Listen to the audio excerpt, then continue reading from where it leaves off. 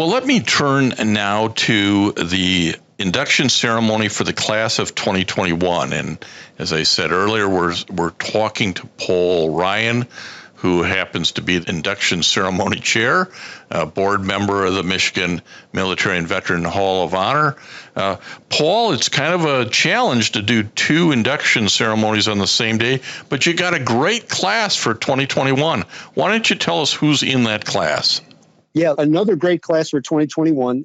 In the military category, we have Pete Dawkins, Army vet, was a general. Catherine Farrell, the Michigan Army National Guard. Adolph McQueen, who served in both the Marine Corps and the Army, private to two-star general. Suzanne Parrish, aviation pioneer. Jeffrey Stitzel, long and distinguished career in the Army. Catherine White, one-star general with the Army National Guard. As in the veterans category, we have Joseph Gablesberger, Army vet, another private to lieutenant colonel story, rags to riches. Thomas Haas, Coast Guard veteran, academician. Mike Rogers, Army veteran. Joseph Schwartz, Navy veteran, combat surgeon in Vietnam. And Sid Taylor, a Marine veteran and entrepreneur. Again, a great mix of people, different branches, different experiences, different eras. We're going to ask you to drill down on a few of these in a moment, but it's really an interesting mix, a lot different than the 2020 mix and the 2019 mix, and I think that's what the board's going for. Tell us a little bit about sort of that overriding goal to represent all folks in this Hall of Honor. Yeah, we while we focus on achievement, Jim, we want to be aware of the benefits of diversity. We actually see that in the board as well. We want a mix of officer, enlisted, branch diversity, demographic diversity, male, female, people of color, and I feel in my short experience with the Hall of Honor board that structure, that attention to the benefits of diversity that we see resident in our board carries through to the selection process. And I think that awareness of diversity has helped us in 2019 and 2021 to come up with some really interesting and impactful slates of inductees. And the 2021 list isn't really any different. It's another collection of some really outstanding people. Well, let me ask you to drill down a little bit on a few of these folks. I'm intrigued by the story of Catherine Farrell. Tell us about that. Yeah, Catherine Farrell from Lansing served in the U.S. Army and the Army National Guard from 1987 until earlier this year in March. She started out right at the bottom as a private and attained the rank of command sergeant major, which is the highest level of responsibility that any enlisted person in the military in any branch can have.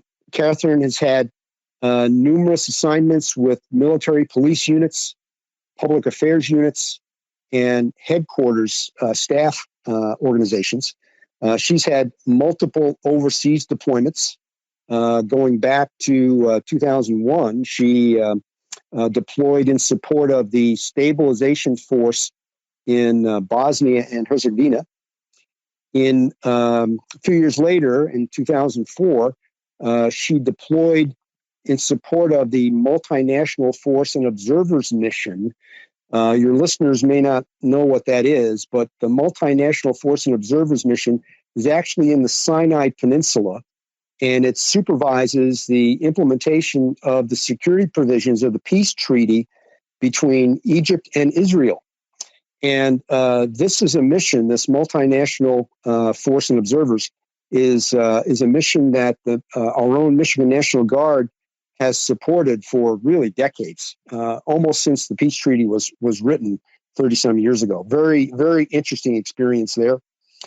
Catherine also deployed to Afghanistan with a military police unit and also deployed to Guantanamo Bay in support of Operation Enduring Freedom, where our terrorist prison is. I've not spoken to Catherine directly about that, but I have spoken to other soldiers who have served there, and that's not easy duty. Well, she has a long list of military awards, which we're not going to have time to go through, but including the Bronze Star, which is quite something, and various overseas assignment ribbons.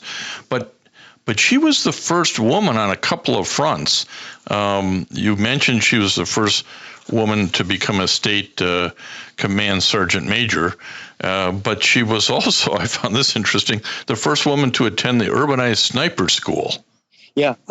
Let's back up just a minute to the state command sergeant major. There are lots of sergeants major in the Army National Guard in Michigan and in all the states, but there's only one that attains the rank of command sergeant major for the entire state. That is the highest position that an enlisted person can have in the Michigan National Guard.